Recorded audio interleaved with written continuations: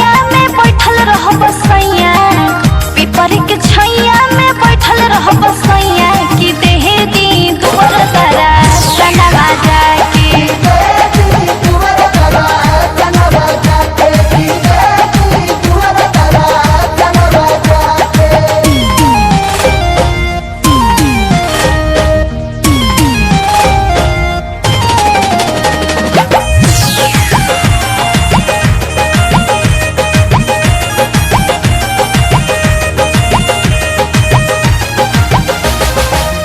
दिन रात चल के पौआ से चल के मनसा के पूरा करे भूखे पेट चल के, मनसा के पूरा करे भूखे पेट चल के।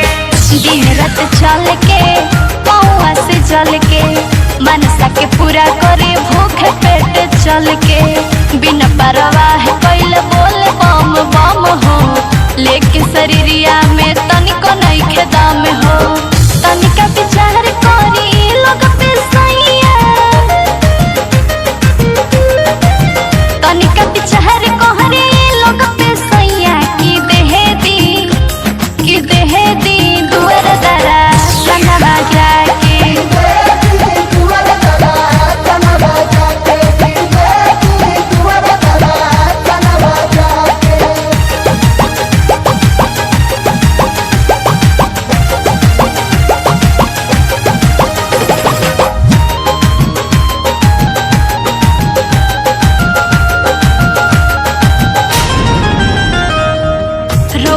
बिनती बा महानी मोर बात जी, गांजा या भांग के तो छोड़ दी साथ जी।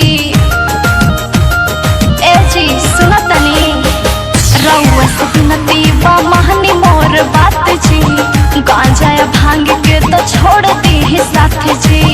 लड्डू जलेबी खा के रही हरदम बढ़िया, माखन दूध पी के बनौल